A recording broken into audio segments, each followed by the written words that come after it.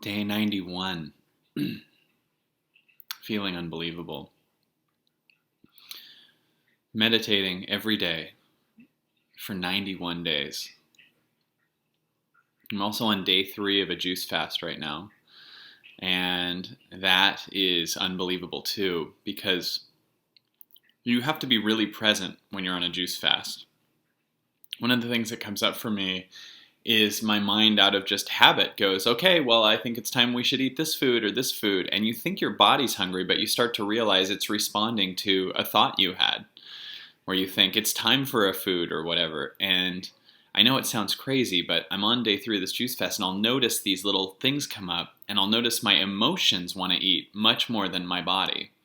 Now, of course, there's times where my body wants to eat, but I know that right now it's really liking that it's getting a chance to clear out a lot of the old stuff. So I'm being very present while I notice my ego comes up with all kinds of different characteristics that show up much louder on day 3. So for instance, the justifier is one. There's something in me that can justify my way out of things that I really want, where it goes, it's day 3, so I could totally eat now. It's fine, right? And I look at other people and connect with them, and I justify it. Everyone has a different thing. I know someone else who's doing the juice fast right now who has the rebel. The rebel that goes, I can't believe no one's you're telling me I can't eat a burrito? I can eat a burrito. And it's funny because she's against herself in that moment. And I'm the justifier. And if she and I talk together, she could be like, I can eat a burrito. I'm like, you totally can eat a burrito. You've done a great job. You've gotten 3 days. And all of a sudden, I can hear really loudly this character that I have that shows up. And it's fascinating because I'm noticing all these stories. But when I just sit with it and I don't act on it, meaning I feel the justification showing up, but I don't go get a burrito. I just sit through this. I notice that it starts to show up, get louder and louder and louder, and then it leaves, and I feel my body not run by an old character that I used to have. The justifier, that's where I'm at on day 3, the justifier showing up. And I notice that I'm not hungry. I'm actually getting more and more and more energetic, more and more powerful. I need less sleep. I'm not, I don't sweat as much, and I feel really connected and centered. And so I'm discovering all these things that are showing up because I have to be present, and I don't even have to be present. I just have to keep drinking only juice and having all of these nutrients in my body and not clouding it with other stuff. And what's happening is I notice all kinds of egoic stories showing up, and I just sit there, and all of a sudden they leave, and all of a sudden I'm just alone with my body for real. And I can't believe how many defense mechanisms we create in our body and in our mind. And these defense mechanisms are just, they're just little things that are stopping us from feeling ourselves completely. Well, what I love the most about a juice fast is I have to connect with myself completely, because I'm really facing myself. I notice these little struggles and these little wars and all these different things. And another thing that shows up for me is the ego wants something for me now, but my soul wants something for the world.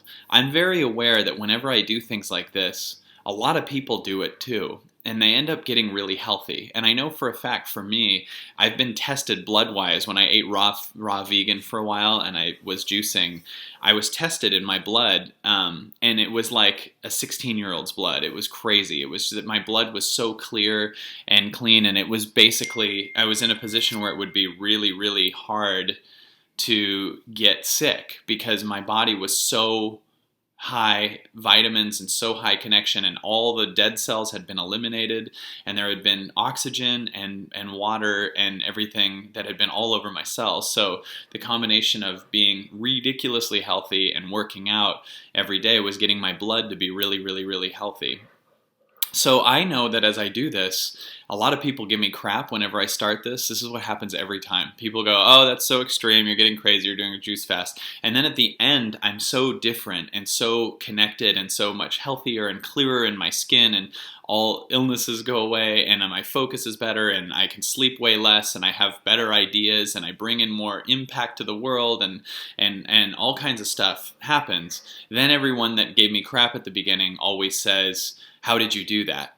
Remember, when you do anything, whether you're meditating or whatever, at first everyone around you is going to give you tons of crap. They're going to go, man, that's so extreme. You're doing such crazy stuff, whatever. And this happens every time. And then when you're done with it, you'll have so many results that show up that you didn't know what the results were going to be. And then they all go, okay, how did you do it? And then they do it. So know that doubters and people around you just don't see your vision. They don't know what you're feeling, and they're not a part of what you're feeling. So take in that when you're scared of what people will think about you, if you do something amazing, you go on a juice fast, you meditate, you connect with yourself, you start creating from your heart, you come to one of my events or whatever event you end up wanting to go to, whatever. What I've always discovered is when you do something that's true in your heart that you really want to do, no one else can feel your heart.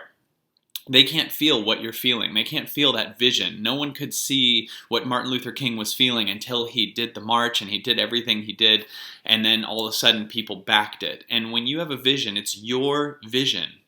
And so you have to honor it, and you can't water it down with what other people will think, because a lot of people won't support it. I shouldn't say no one, some will support it from the beginning, but a lot of people won't support it because it's not their vision. They don't know what you felt.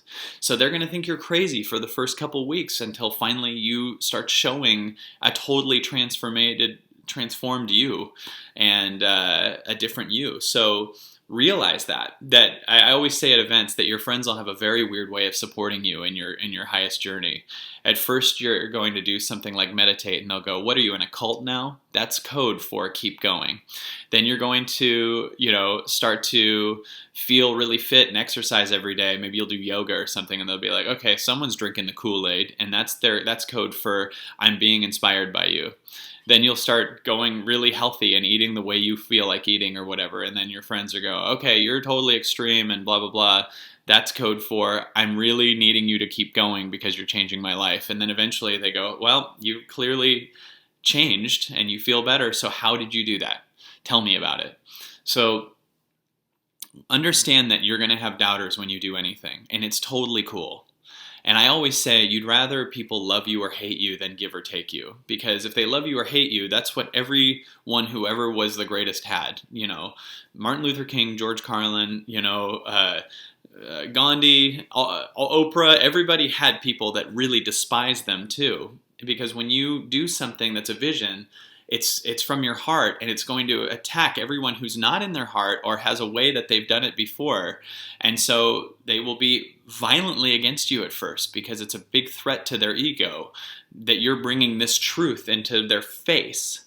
So they will be angry with you. They will be scary and stuff. And you just go, I'd rather people love me or hate me than give or take me. Because if they give or take you, you're vanilla. If you can get everybody across the board to agree with you, you're totally vanilla. You're the same. You could do cruise ships as a performer because everyone from a college student to an old woman is going to agree with everything you say. And you have a right to say what your heart wants and then watch as people drop off that don't align with you, but then you make room for the people that do. So then you have this new connection of people that follow what you're doing or work with you or co-create with you, but they only work with you based on your alignment to yourself, matching their alignment to themselves. So allow yourself to get real and allow followers to drop off, or your Facebook friends to drop off or whatever. And it makes us not do it so they do, just what's true to your heart. What do you want to say? And if you're scared of what people think, you're not saying what you say. You care more about them than what your heart says. So connect to your heart and allow yourself to say whatever you need to say in this world. And it's a crazy experience to watch as at first you drop off and you go, am I doing the right thing? But you start to feel connected to yourself more, and you realize you were really addicted to that group or whatever that was there.